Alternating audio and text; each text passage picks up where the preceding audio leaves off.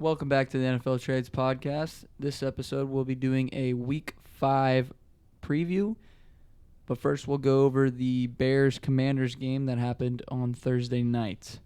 So we have a 40-20 game in which the Bears dominated on offense the majority of the game. They did kind of struggle in the third quarter, and things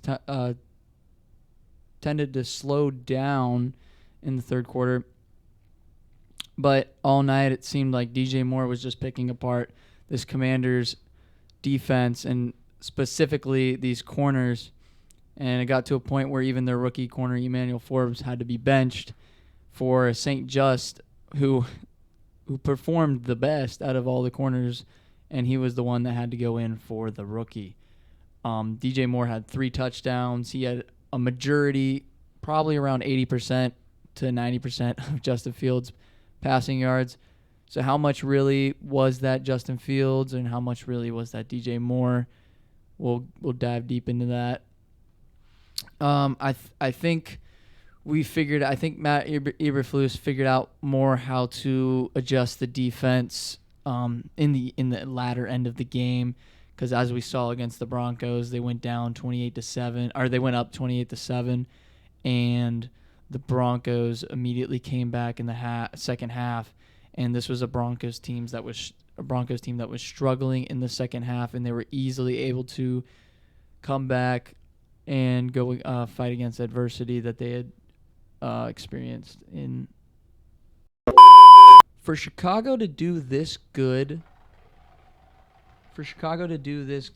against a Commanders defense that was up on the rise and up and coming, and for them to do this good and keep the offense going throughout the game, because it seemed like in the third quarter they were kind of like on a downward spiral, but in the fourth quarter for them to pick things up and for the Commanders to slow down, it was very good. Very good, and people were filming me, so that's why it was a very good turnaround for them, because it seemed like they kind of faltered in the game against the Broncos, and for them to make this jump and keep their consistency throughout the game, even when it seemed like the Commanders were taking a hold of the game, they were actually able to take it back. And Matt Eberflus was able to make the right calls and make the right plays late down in the stretch that would keep them keep them having this lead that was necessary for them to win the game, because it looked like they were letting it go again. It looks like we were going to see another comeback for this for this Bears team. And the Commanders, on their side, the defense, like I said, struggled a lot. Their D-line, surprisingly, didn't play as well as we thought they might have against this Bears O-line.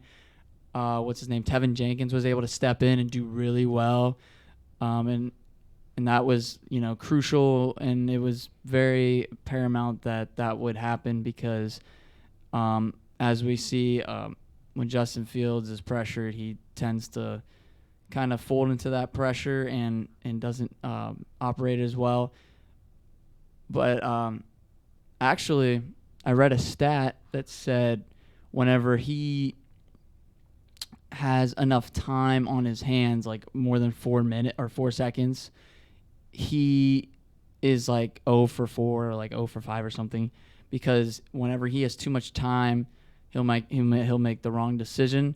But whenever he has little time, he gets the right progression, he gets out of the pocket, makes the right read, gets out of the pocket, runs, whatever he needs to do when he's pressured. And I feel like he's getting better with pressure, but I feel like it is kind of weird, because usually you'd be like, oh, they have all this time in the pocket, they'll make better throws, and they'll have a better completion percentage, an overall game. But it just seems like Justin Fields, when he has too much time in the pocket, he just makes the wrong decisions. And that's what it kind of comes down to. But for this O-line to perform as well as they did, especially when they were bearing injuries, was crucial because this is a good Commanders D-line. Chase Young has had the most pressures out of any player in the league right now, which was pretty surprising considering how he's been the last couple of years with his injuries and just overall production not being there. And for him to take this step back to where we thought he would be after his rookie campaign is a good sign for the Commanders. So that's one good thing to look about, especially for this defense. That D-line is still super good, but as we saw, the secondary just got absolutely exposed in this 40-20. Wouldn't say blowout, but it looked like the Bears offense could do whatever they want against this Commanders defense because of DJ Moore showing his wide receiver one asset in the assets and abilities here. But yeah, Chicago, this might be a fluke. This might be like their one or two games where they show they can do it on offense. We'll have to see more because we don't really know if this is actually how it's going to be the rest of the year because, the first 3 games were horrendous, and these last 2 games have been against defenses that are obviously have shown that they have big weak points that they need to improve upon. So for Bears to kind of take advantage of these weaker defenses doesn't really show us much here. And we'll have to see when they play. I don't know who they're playing next week, but we'll have to see when they play better defenses. Who are they gonna? Or how are they gonna perform with this energy that they've acquired from these big showings from the offense? Are they gonna fold or are they gonna succeed here? Justin Fields performing pretty well here in the last 2 games, and it will be needed if they want to continue this and bounce back, hearsay. Jacksonville versus Buffalo. Both pass rushes is actually kind of struggling here for both teams, so it will come down to what defensive line really plays better here in this game, and the quarterback play. Who's going to outplay each other, Trevor Lawrence or Josh Allen? The Bills have been on a tear, and Jacksonville has been back and forth, kind of trying to find their identity here. Is it throwing the ball to Calvin Ridley most of the time? Is it just kind of like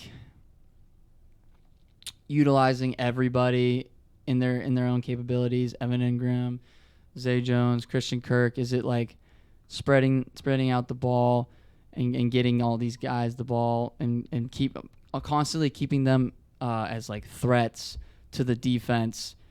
Or is it literally simply Trevor Lawrence just playing the best ball he's ever played, and that's what gets you farther than you've ever been? Because it's just been like off and on here, because one week they look like they're the playoff team that we saw last year. 1 week they look like the old Jacksonville Jaguars when Trevor Lawrence was a rookie. So we need to know what type of team this is, because right now it's kind of gray. It's in a gray area where we can't really tell what we're going to get from them on a week-to-week basis because it just hasn't been consistent. Whereas Buffalo, yeah, they had their one week 1 mishap in that take it how you will, but against the Jets defense. But after that, they found their identity. They found how they're going to attack this season, and they've been looking like one of the best teams in football, if not the best team in football. And they just haven't. They've refused to struggle. in the last couple weeks, dominating the Commanders, dominating the Dolphins here in Week 4, which no one probably could have guessed. Really, everyone thought it was going to be a very competitive game, but as we said, whenever Teron Armstead and the rest of the line was struggling, and Teron Armstead was hurt, and the Dolphins' offense started to struggle, and Tua was getting pressured, and it went from a downward spiral all the way down to where they just couldn't get anything going on offense, and then the game fell out of their grasps, and the game it became no longer competitive. So when the Bills do that to certain teams, and when their defense kind of clutches up, and their offense and defense kind of complement each other, in which, okay, we're going to get a stop here, and then the offense is going to immediately score. It makes a statement in which it's like, we're going to keep going, and if you don't produce on offense, we will punish you. Like, you have to produce on offense, or there will be repercussions, and you will not win this game. So, although the defense isn't a nasty turnover productive machine, they're going to get their stops, even against what people thought was the best offense in the league. And like we said in the other podcast, again, these divisional games, these teams have each other figured out. And so that Mike McDaniel offense, everyone was praising it in Week 3 when it scored 70 points. But then the next week afterwards, everyone's like, does everybody have Mike McDaniel's offense figured out? And I really think it's just because it's Sean McDermott. He's the defensive mind.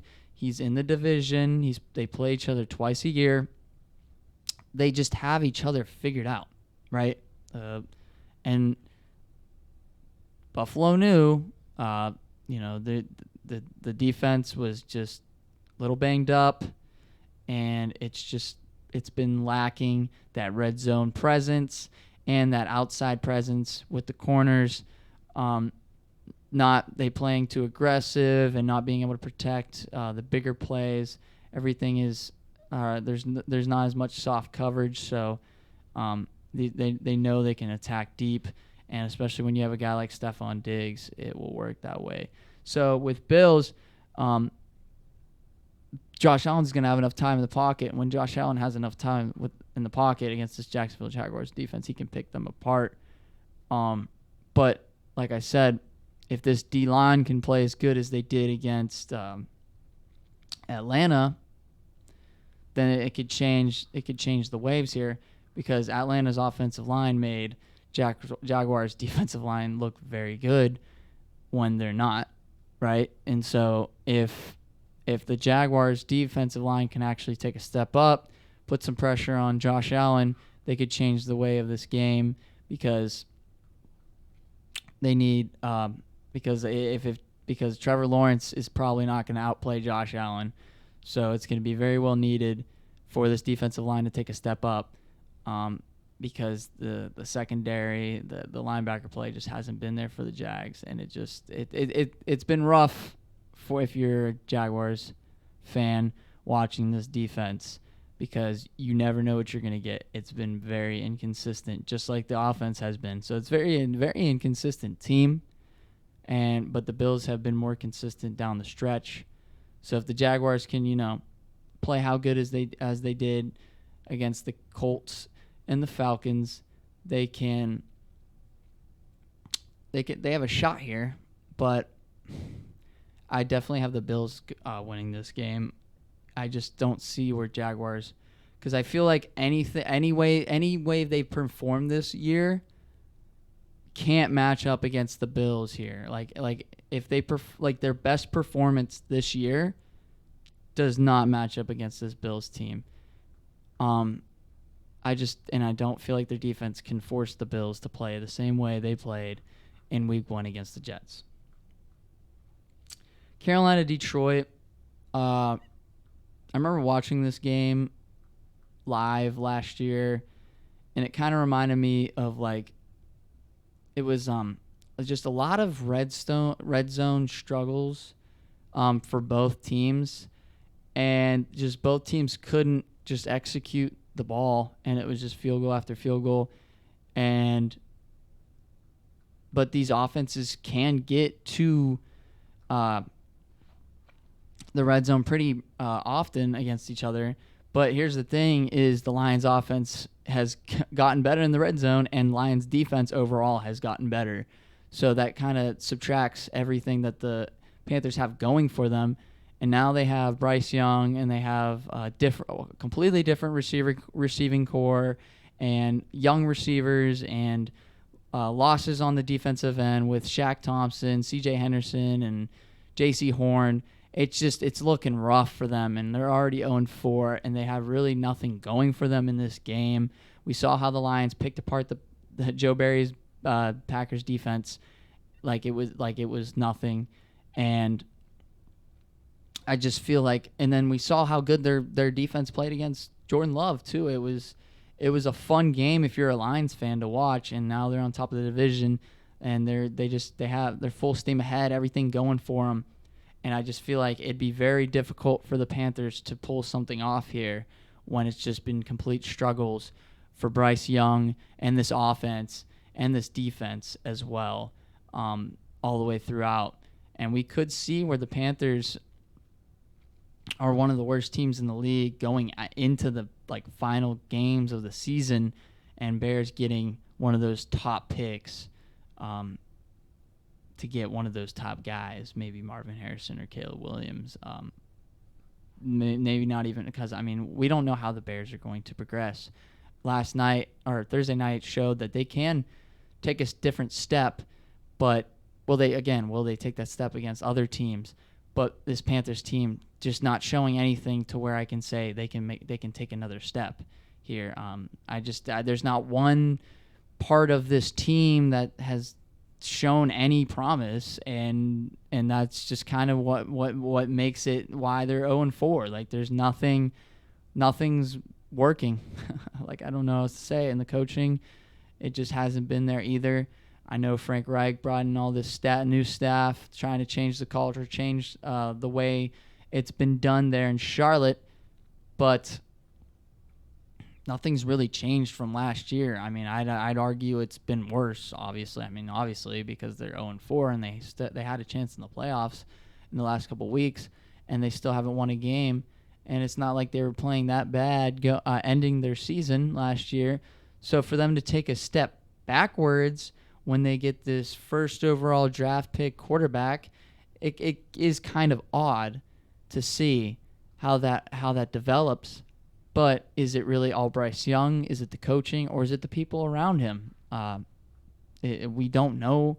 We'll have to figure that out, and we'll see. I think we'll get our answer in the coming weeks, if not at the end of the season. But I can't see a way in which this Lions team struggles against this Panthers team here. It's just like when you have one team going up and you have another team going down. It's like how could it go back the other way? And I guess the pendulum's always swinging, but how could you see this Lions team struggle against this Panthers team? I don't know. I just feel like this Lions team will definitely win this game. We have Houston against Atlanta. I got to stop doing that because it screws with the mic. It's not fully in or something. Houston, Atlanta. Houston's just been on an offensive tear with C.J. Stroud at the helm, doing what he needs to do. 1,100 yards, 1,200 yards, 0 interceptions. It's just been lights out with him. And run game's not where they'd like it to be, but it's there. Damian Pierce is doing his thing, but I'm sure they'd want more out of what's going on. Tevin Jordan, or Tevlin Jordan, I can't remember his name. He's what they need for a tight end. I know Dalton Schultz has had his moments, but it's looking like it's going the other way for him, unfortunately. But I think what's happening is we have with Nico Collins and uh, Tank Dell. Both of them are lighting up. You like to see that. Tank Dell had a good game again, and Nico Collins did his thing. And hopefully we can see more from John Mechie and other wide receivers there for Texans. But C.J. Stroud is finding ways to get this offense going. This O-line is playing better than what they are on paper. And C.J. Stroud, we're noticing, is getting better with pressure. And we're seeing that even when he's, like in that Georgia Bowl game, when he's getting constantly pressured, he's able to kind of like evade these pressures and stay confident in what he's doing instead of leaving the pocket too early or not being aware of, what's around him or making a bad decision because he got forced out of the pocket. He's staying confident. He'll stick in the pocket, and then he'll know when to leave the pocket when need be, and then make the throw in which it's necessary. And it's not like he's running a lot either. He's kind of just he's trying to find the open guy and stick with what he knows, and that's what we like to see, especially with what people were saying at the beginning of the year with his S2 cognition test coming back very low, and people were believing that his decision making would be not NFL worthy, not sufficient, but it's not the case here. And C.J. Stroud is only up as he is becoming one of the offensive Rookie of the Year candidates, along with Puka Nacua and other guys. I think we could have saw this one coming, but at the same time, a lot of people were low on C.J. Stroud, and they were more high on Bryce Young and Anthony Richardson, solely because he had the higher floor versus the higher ceiling. We knew Bryce Young and Anthony Richardson had the highest ceiling, and with Anthony Richardson having the lowest floor, it's kind of been where we knew C.J. Stroud had a floor in which we knew what he could do, but we knew there was a lot of problems, and they didn't see all that much potential with him. But he's kind of performed at his floor and better, and so those mistakes that were keeping him from being the number one pick are not as prevalent as they were in certain games in college, and that has been important for his success. And unfortunately for Bryce Young, some of the problems that he had in college are showing up in games, and as we saw, he not used to these NFL coverages. He's not reading the other team hiding their coverage, and it's going to come down to him being able to read the defense, go through his progressions, and make the right pass. But then again, he doesn't have the wide receiving crew to separate, and that's why the Panthers are currently looking for a wide receiver one, and they understand losing DJ Moore was rough, and they need a wide receiver one to see what he can do when he has that player that can get open and get separation, because with all these guys that are failing to get that separation necessary for him to throw the ball in which he can get production, without that, they can't see if Bryce Young can throw an accurate ball. They can't see if he can make the right decisions. I mean, it's hard to make the right decisions when there is no decision that will yield an actual like successful play. You can't see if they're making the right decision. Ultimately, this game will come down to if the Falcons can make the right adjustments on offense and put Desmond Ridder in a position in which he can make the right plays.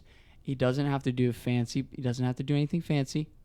He just has to make the right plays, make the right decisions, and Arthur Smith has to scheme it up correctly in which he can get Kyle Pitts open, he can get Drake London open, and then this gives Desmond Ridder more options, more choices when he's throwing the ball.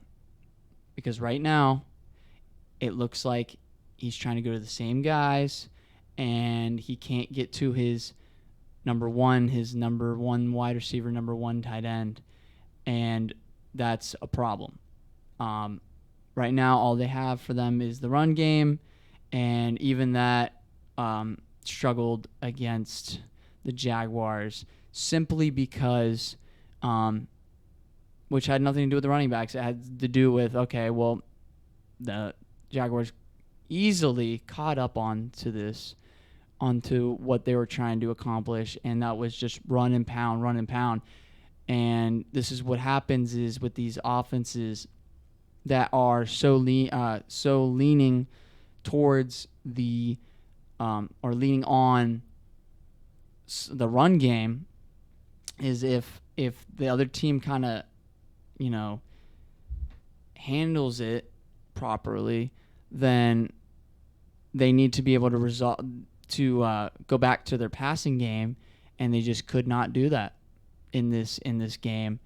And if they can't do that, if they can't make the adjustment, if the run game isn't working out for them, then there's no hope here, and there's nothing that can go right for this offense, because they need Desmond Ridder to open things up for the team by making the right decisions and making the right passes.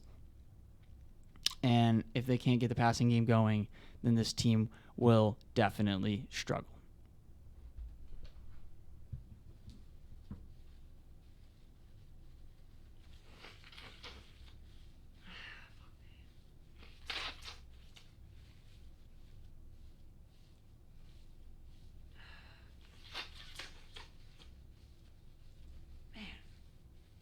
My nose starts itching.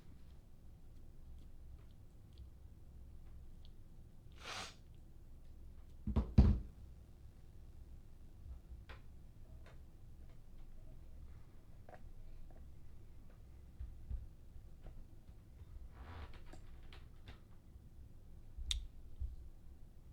right, what's next?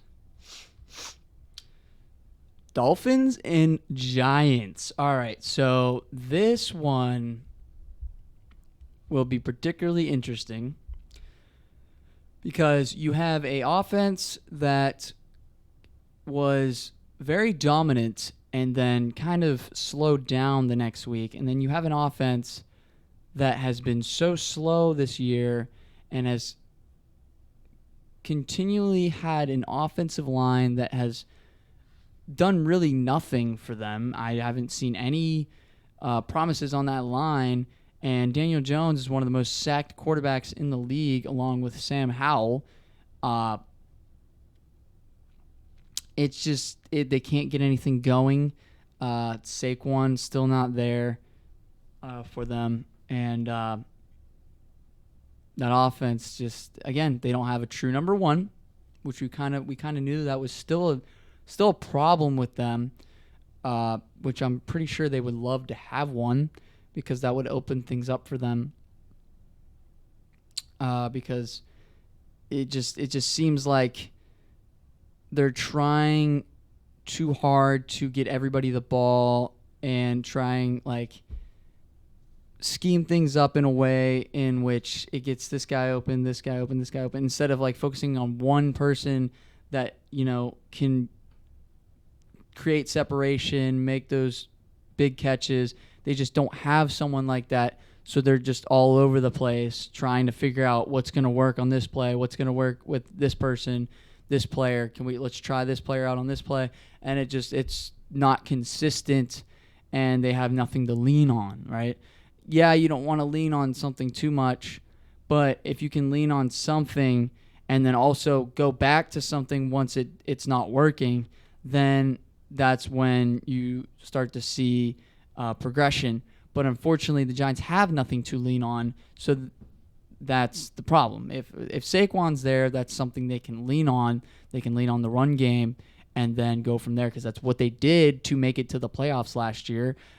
We don't see that team do as well if it weren't for Saquon, and that's why one of the arguments to why Saquon deserves to get paid, and he did get his bag, but Daniel Jones got this huge contract, and how much a piece of the pie was he? How much percentage of their success was him? I'm not seeing really any of that percentage. Honestly, we're not seeing anything from him that would show that he deserved that contract. Saquon definitely deserved a contract after how he played. And I really feel like with how valuable he is to this team, it's MVP level, because without him, they have nothing to lean on. No run game, no pass game. And with no run game, this team really kind of falters. And I just don't, because with Daniel Jones last year, they do those RPOs and it would work very well for them. But now it's okay. Well, we don't have to worry about Daniel Jones running the ball, but with Saquon could run the ball, or now Daniel Jones is running the ball, and now it's creating confusion, and it's not something they can really do with Matt Breida. They can't really do an RPO with Matt Breida. It's not going to work as well, but those RPOs worked fairly well for them, and Brian Daboll was doing an amazing job with their RPOs and their types of play actions and different types of offensive plays that would get the defense on their feet and on their toes. And, every defense would have to improvise because this offense was all over the place. But now it's they don't have anything to lean on, so these teams are able to just, have them read pretty much and just have them and basically understand what's going to happen in the next few plays, because it's very vanilla and similar to the Steelers offense right now. It's just super basic, and they can't and I don't know if that's really much on Brian Daboll or if it's more just on personnel. I'm thinking it's more just on personnel versus where it's Steelers. It's more probably on the coaching. And as much as you'd like to say, oh, it's just one or other, it is a blend. There is a blend here for both teams. And Giants' sake, Daboll, I don't think he understands what he needs to do for this offense to make that adjustment with no Saquon Barkley or no wide receiver one. He doesn't understand what he needs to do. They tried a little bit more of the quick game, more quick passes, which makes sense considering how bad their offensive line is playing, but it just wasn't working for them. And ultimately, they score 3 points against the Seahawks, and they have yet to score a touchdown in their home, their home stadium. That's really bad. And I don't know. I mean, we could go on about the Giants all day because they had something last year, and without Saquon, it hasn't been the same. And so I feel like once they get Saquon back, they can kind of go back to their old ways. And whether that play style works or not, we don't know. Maybe some of these defenses have that figured out, and that won't be as much as a successful play style as it was last year. But it will definitely open things up for this offense, and we'll be able to see more from them, more than just 3 points. But Yeah, I mean, the Dolphins, I think they bounce back here. They got a 12.5 spread, which is crazy, by the way. They're expected to make this bounce back here. And this Giants defense, man, not playing as good as they would like to be across the board. I mean, I haven't heard much from any defensive players playing better than uh, what we thought. Deontay Banks, he's playing all right. Still struggling, I feel like, in the in man coverage, and the linebacker play. Again, they knew they needed a number one linebacker, but it's proving to be a problem, especially in the run game. Teams are just running all on them, and I mean they did stop a little bit of the Seahawks run game, but it wasn't like super like amazing. It wasn't like, okay, they stopped Kenneth Walker from doing what he does and stop Charbonnet from doing what he does. But I mean, they did have some quality stops. I'll give them that. Some big stops in stopping the Seahawks offense, which is happened to be more consistent these last couple weeks. So I mean, they have some things good to look towards, but when you're on the field a majority of the game, it's kind of hard to like fully understand how good this Giants defense can be. But hopefully, for their sake, the Giants take advantage of this struggling Dolphins defense, and then this Giants defense isn't on the field the entire game, and they can actually try some things against this electric Dolphins offense, which did take a step back last week. And it will come down to whether this Giants offense can take advantage of this Dolphins defense if this game can be competitive. But otherwise, I don't see a world in which this Giants team wins here. Next game, Tennessee Colts. This game, man, Ryan Tannehill all over the place, kind of like Trevor Lawrence, but I would say Trevor Lawrence is better, obviously. But Ryan Tannehill has kind of been playing. He's been going back and forth between like Dolphins Ryan Tannehill and like playoff Titans Ryan Tannehill.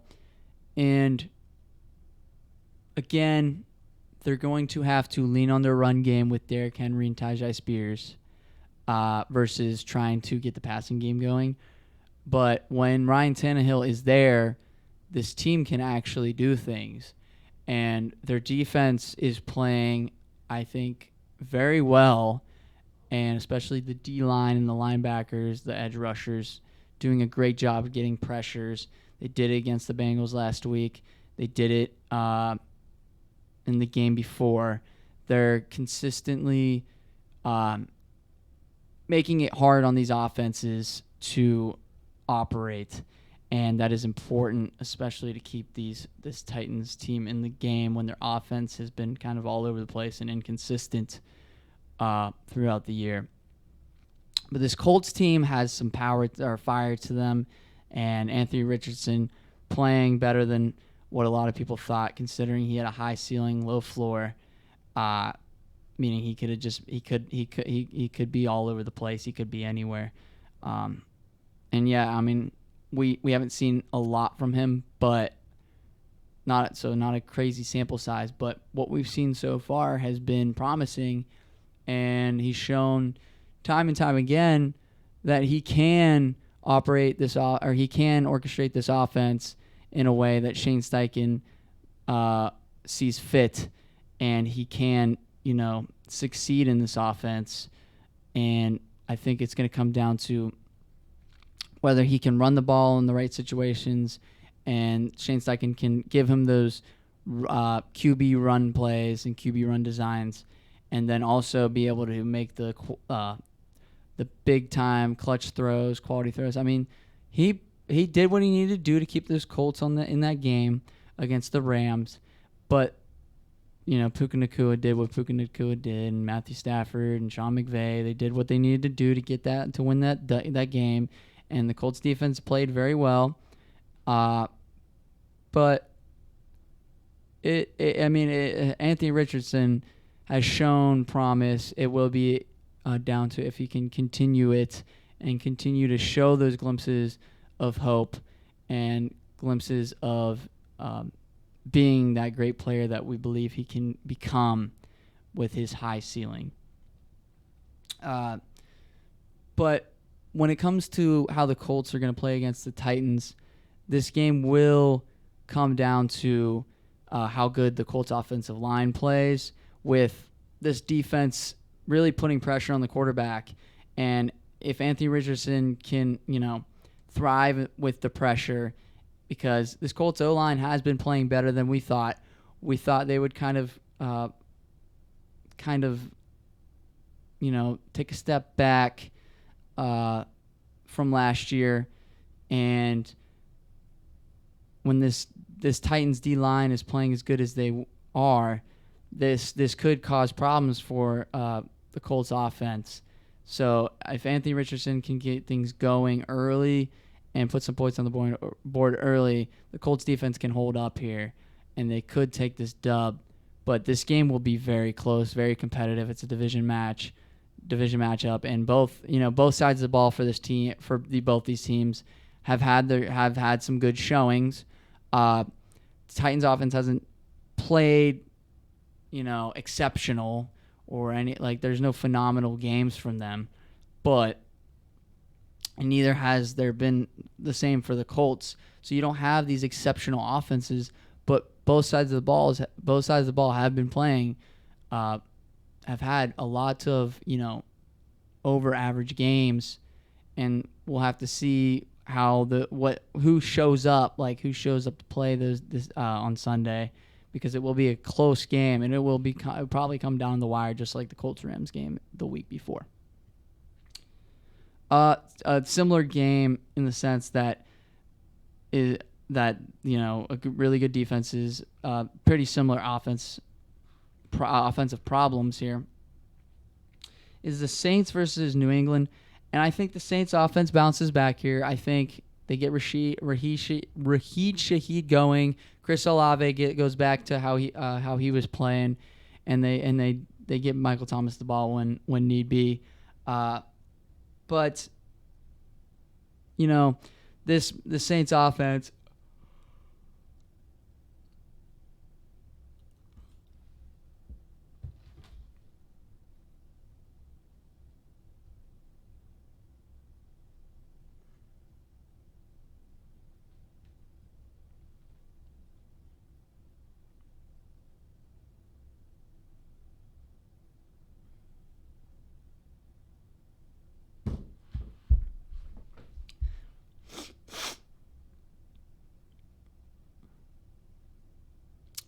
this Patriots offense has had their struggles, and it comes down to, I believe, Mac Jones.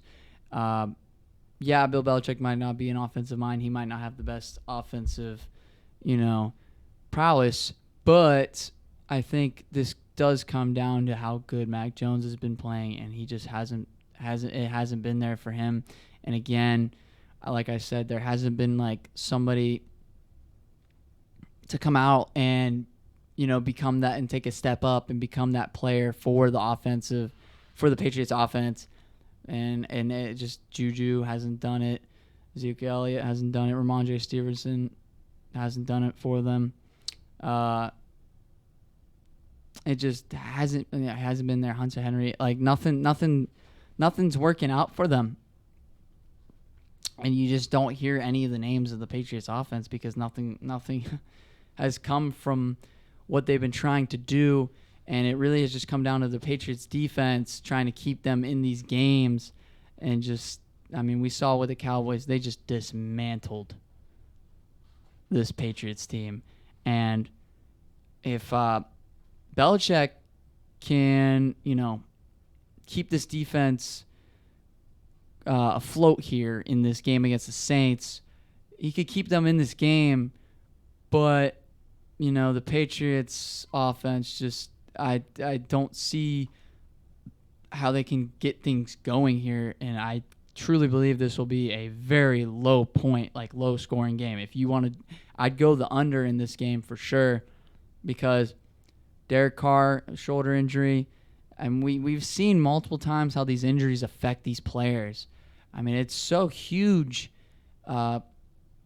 with these injuries, how it affects how players can play. And with athlete, like any athlete will tell you, whenever they sustain an injury, it really affects not only how they play physically, but how they think mentally, because you're constantly thinking about that pain or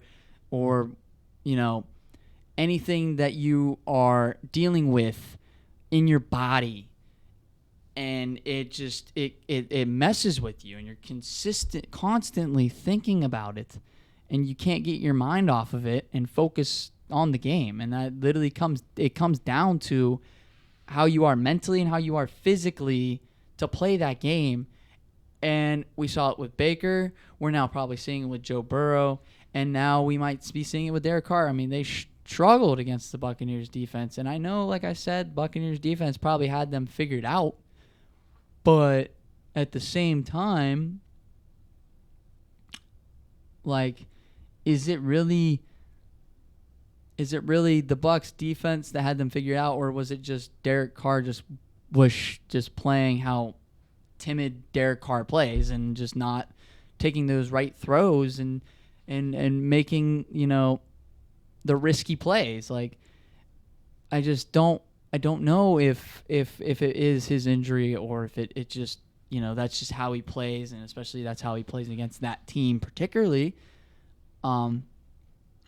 But yeah, I mean, when he's going to be playing against another defensive mind in Bill Belichick, will we see the same thing we just saw, or will we see Derek Carr return to what we've seen glimpses of in the past couple weeks?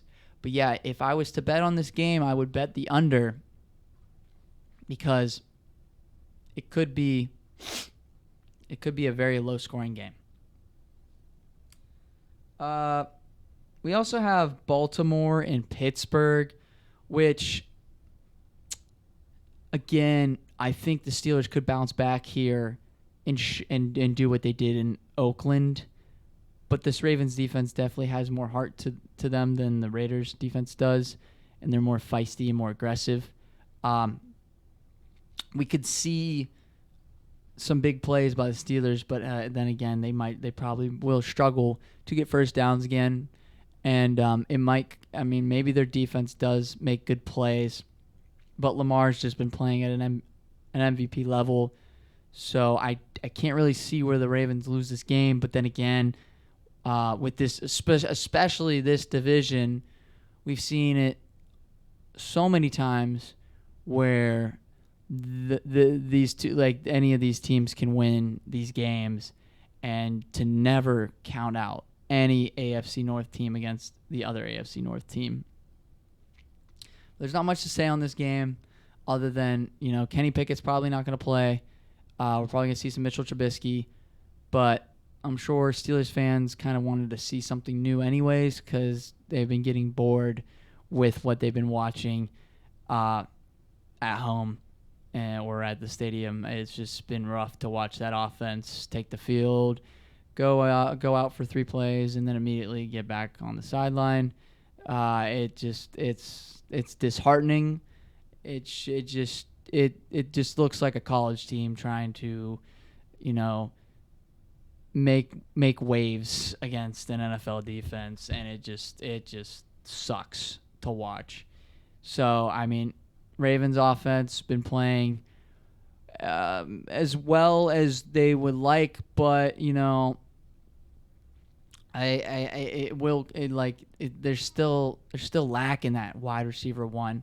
Zay Flowers has shown glimpses of becoming a wide receiver one. I don't think he's there yet, but he can get there. Odell's dealing with injuries again, and that's what sucks about this Ravens team, is they're always dealing with injuries. But yeah, I think the Ravens will win this game. But then again, it will come down to, hey, this is a divisional, and especially one of the biggest rivalries in the NFL. So this game will always be competitive no matter what. No matter how the rosters are or how the coaching is, it will always be a big rivalry and definitely a competitive game through and throughout. Rams and Eagles is definitely an interesting and intriguing one.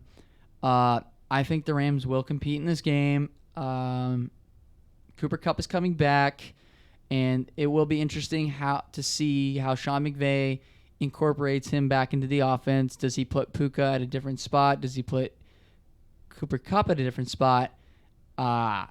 We don't know, and that will be what you should be looking out for is how will they place Cooper Kupp in this offense? Will they put him back in the role that he was in where they have him on the inside and then also on the outside, but mostly on the inside, going through the middle of the field and just scheming him open so that he can get the ball and then make the right moves to get yards after the catch.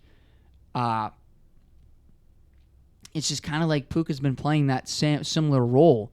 So you can't put both of them in that same role, and we will have to see how he deals with that.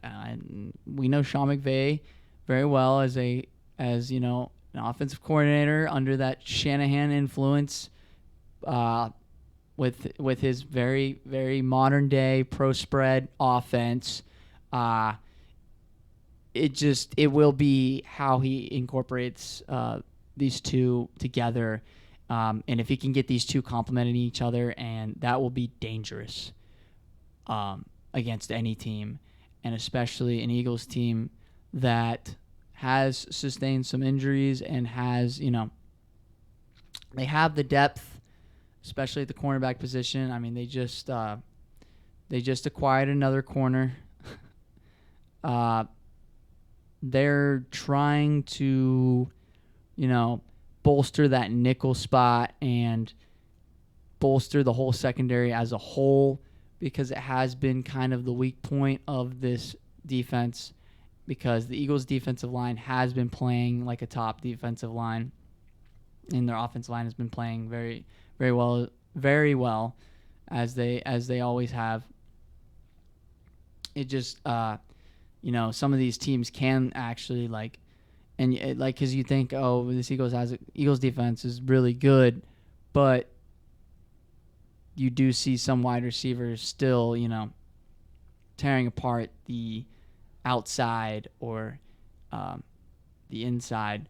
But this Eagles linebacker crew is very well, decorated.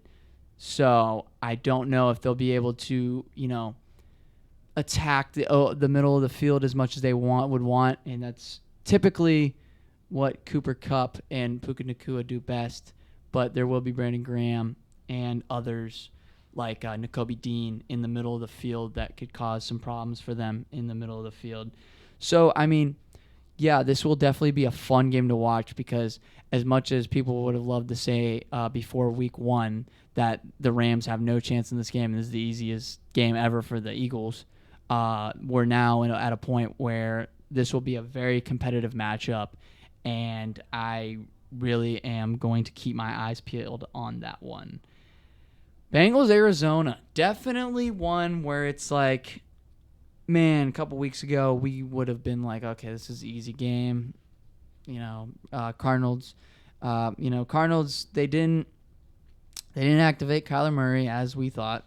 Keep him out for the season. No need to put him back in. They know it's just nothing's going to come from this season. There's no reason to force him, rush him back in there, especially with how Josh Dobbs is playing. Josh Dobbs is playing how you'd want him to play. He's running the ball when need be, but he's also making the right decisions. But man, this Bengals offense still Still not making sense to us, especially, they only scored 3 points against the Titans defense. Is it really is it really Joe Burrow's calf? Like, is that really what's causing all of this? Is it really the fact that if Joe Burrow isn't playing up to Joe Burrow's standards, then is this offense going to fold? Does it crumble around him? Does it just fail because he is not playing at 100%? And that might just be what it is. I mean, Lyle Collins is gone, so their O-line is just not where it was last year or the year before. And it makes you wonder, like, is it the pressures that, causing him to make bad throws and just wrong decisions? Is that what it's coming down to? And him not being able to make the right moves and right plays because of his calf, causing him to not play at 100%. He did get pulled off the injury report, so he's 100% healthy, quote unquote 100% healthy. You're really never actually healthy, especially with an injury like that. So yeah, there's a possibility he gets worse in this game, and I don't know what to make of this game. This game's definitely gonna come out surprising. Gonna be a surprising outcome because this offense still super questionable. We still don't know what's going on with it. But this Arizona Cardinals team, one of the worst on paper teams in the league, but they're not playing like that, and they have a fire under their butts, keeping them, from playing how they are supposedly supposed to play. And Jonathan Gannon, I feel like he's done a good job of keeping that locker room motivated, even though it looked like it was going to be quite the opposite with his personality. But he's doing a good job of keeping those guys, willing to, show that, we're young, but we have a heart, and we will go out there and play with a chip on our shoulder every single game, even if, maybe in this game, I didn't check the spread for this game, but maybe they're even favored. Vegas probably still favored the Bengals because they're waiting for Bengals to bounce back. I just don't understand what's going on with this offense. It just makes you wonder, yeah, week one, yeah, just, getting the feels, getting everything, warming up, getting the rust off. But it's like, what's going on? It's week 5 now, and you still haven't got your stuff together. Come on. What are you waiting for? And it really might just be down to, okay, Joe Burrow's crumbling. Okay, this whole offense is going to crumble. Who knows? Jets, Denver. Denver got rid of Randy Gregory. He went to the 49ers. You know what? Let's go back to the Colts game real quick. Colts, Tennessee. Colts can get their run game going now, and they can do an RPO because they now have Jonathan Taylor, who they just signed for 3 years for $42 million. $14 million a year, approximately. With JT now there, things are going to change. That offense is going to completely change. Shane Steichen is going to get his hands on somebody that he hasn't had in a while, right? So we saw him do a lot of QB we saw him do a lot of stuff, QB running back, RPOs, all that stuff with Miles Sanders and Jalen Hurts. But now we get to see him do that with Anthony Richardson and Jonathan Taylor. JT, they get back one of their MVP of the team. No doubt about that. He's off the PUP list, so he's good to go. He got activated earlier this week as well, and before he got his contract extension. But that will be big. That will be paramount for the outcome of this game. I truly believe it. And if they can get him going, man, it will be the Colts game for the taking. I believe it. If they can get him going, and Shane Steichen, he's so happy this week. He's developing new plays he can utilize this week that they haven't really touched probably yet, and they were probably saving until he came back. And so he'll now get to change up the offense a little bit here, and maybe we see a better offense, honestly, coming into Week 5, which would not surprise me. But again, this Titans defense is not that great against the run. So, I mean, if they can get going against this defense, who typically is just more of a pass rushing defense more than a running defense, then, man, they could easily win this game. But going back to the Jets-Denver game, if Zach Wilson can play how he played against Patrick Mahomes the rest of this year, I don't see how they don't make the playoffs. I'm going to be dead honest.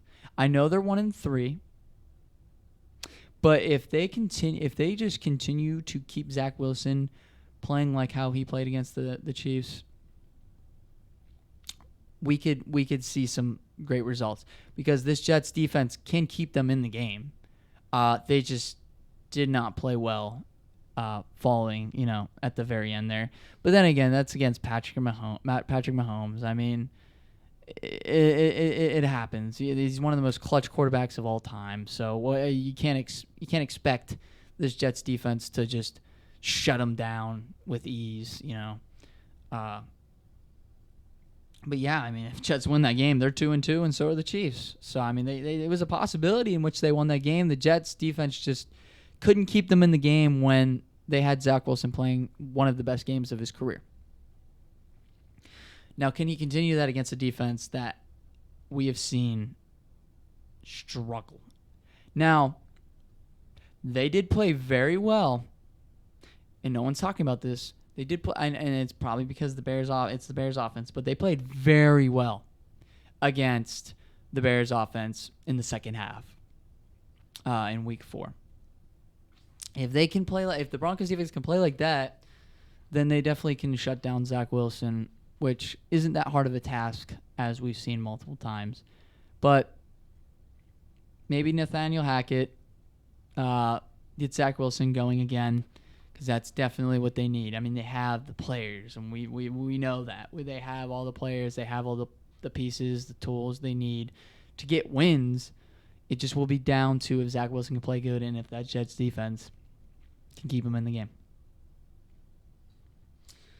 But Russell Wilson, that offense, they need to keep consistent if they want to win this game. It's just been first half, we're going to play good. Second half, we're going to play horrible, or vice versa. And that is not what you need out of a team if you want to win games. So if they can kind of maintain that consistency, and they don't have Javonte Williams anymore, which they have struggled to get going. And if you're a fantasy owner, you know that. But if they can, continue to develop Marvin Mims and figure a way to insert Jerry Jeudy into this offense and keep doing what they're doing with Courtland Sutton, then they can keep this passing game to be, the premier aspect of this offense. Because the running game just won't be there. And then use Samaje Perine in the passing game a lot too. They just won't have a running game against this Jets defense. So it will come down to if, the corner and safety play is there for the Jets, which it hasn't been as good as they would want it to, or as good as it was last year. So we'll have to see if the Broncos passing game takes that step up against this Jets defense. 2 games left for the week. We have Chiefs and the Vikings, and we have the Dallas Cowboys, San Francisco. To go quick about the Chiefs and Vikings, this Chiefs defense has probably been the best defense we've seen in a while, which I know Zach Wilson kind of carved them up and Zach Wilson outplayed Patrick Mahomes on Sunday night. But one of the fastest defense they've ever had. Chris Jones is still playing how Chris Jones plays. But this defense overall has just been playing amazing. 2 last games here. Shit.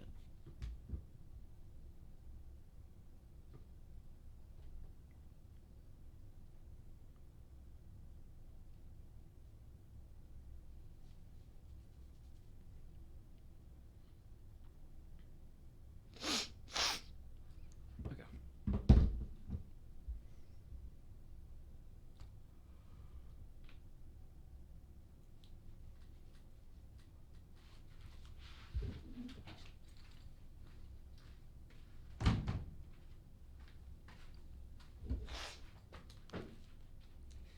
All right, so next we have the Chiefs and the Vikings.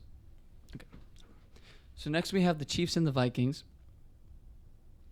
Vikings, their offense wasn't amazing against the Panthers, but I think their defense played very well.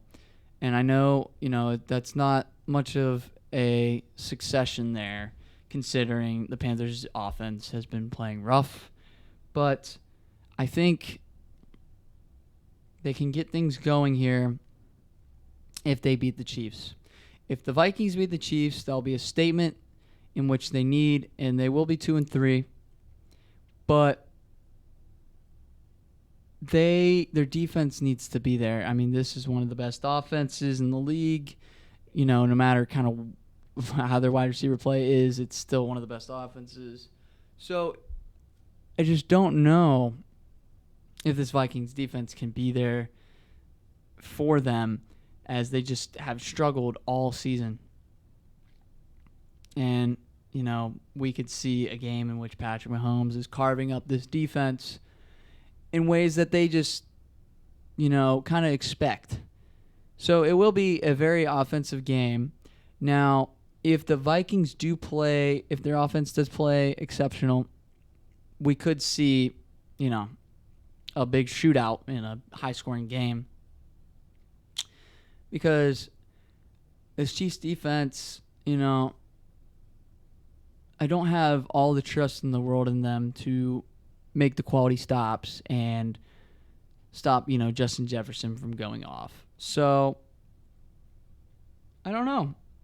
I think this will be a shootout, but I think Chiefs inevitably, take this dub here at 4:25. And I think actually, yep. So Dallas and San Francisco we have on Sunday night. I think the Monday night game got flexed out, but I could be wrong. I don't know where it's at. But yeah, I think this game will be very entertaining to watch. We have Dak Prescott going up against one of the best defense he's played yet. And it will be coming down to Mike McCarthy's ability to make the right calls in the red zone, make the right calls to get this offense going, because this 49ers team hasn't shown any, big weak points. I mean, they just picked up Randy Gregory too, so they're trying to bolster that D-line because, their linebackers have been playing amazing. Their corners playing exactly how you expected. They're not these outstanding corners, but they don't need to be. Safety play very similar to last year. I mean, it's just nothing really changed on this 49ers defense, but this Cowboys offense has shown glimpses of being great. It just will be coming down to how good they play against this 49ers defense. And especially with Mike McCarthy calling these plays, will they, and I think they need to get this run game going with Tony Pollard, because it will be imperative to their success. But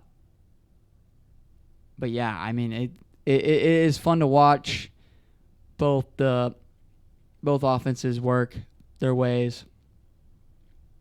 But hopefully, for the Cowboys' sake, their offense gets going, because I don't see a way in which this Cowboys defense shuts down the 49ers offense. We saw the Cowboys defense struggle against the Cardinals, which was very surprising. And they, at the beginning of the year, we thought they were a top defense, but I just, with the loss of Trayvon Diggs and other injuries, I don't think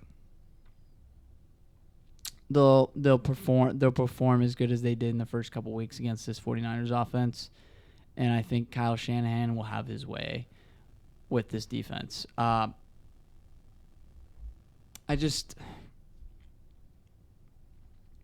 Their corner play just hasn't been there, especially with the loss of Trayvon Diggs. It just, I don't know. I think this game will be close, but I think the 49ers will have this one for the taking, and simply because how their offense has been playing. And I don't think the Cowboys can stop someone like Christian McCaffrey, or even maybe even Brandon Ayuk on the outside. I just don't think it's going to happen. And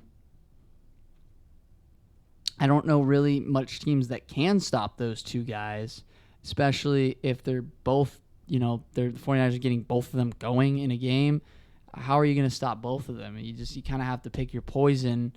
And then you got guys like George Kittle and Deebo Samuel that are also there, that they also have to worry about. And I just don't feel like, the Cowboys are, have good. I don't think they have good, depth and have the right pieces to have a holistic defense that will be sharp on all sides, like every position, both sides of the ball. I just don't think their defense will be sharp enough to be able to tackle all the problems that are happening, or all the problems that they'll be dealing with every single different, skilled player on this 49ers offense. And they'll just be overwhelmed, I feel like, the entire game. And if the Cowboys offense isn't playing elite, I don't see a way in which the 49ers lose this game.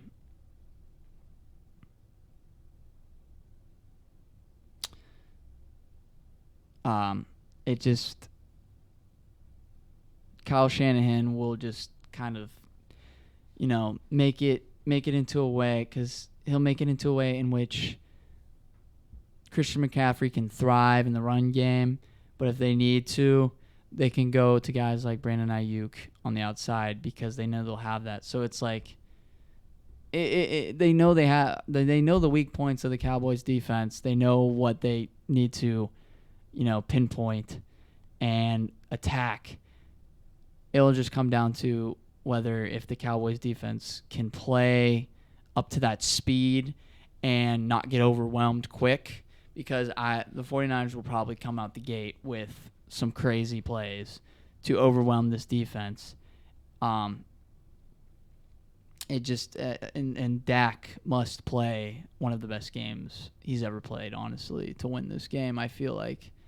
And if they can get going offensively, they have a chance to win this game. But, man, when we saw them struggle against that other Jonathan Gannon's defense, especially in the red zone, that can't be happening, especially against a team like this with Steve Wilkes. He'll just punish you if you get too basic, or you're leaning too much into one aspect of the game, especially in the red zone. They'll get punished. So if they make the right adjustments and this offense gets going early, then they can win this game. It's definitely possible, but I still feel like the 49ers have the edge here because of how easily they can overwhelm this defense and how much, will be expected of this Cowboys offense in order to keep them in this game. But that's been all for the podcast today. I know it was a long one again. I'm going to try to restructure these podcasts, but again, it's still lack of time for me. that's causing issues because I have other stuff to do. But I definitely enjoy doing this, and I hope the people that, are telling me to keep doing this, keep doing that, because it will keep me motivated to continue this, especially when I am graduated. But anywho, thanks for listening, and I will see you next time.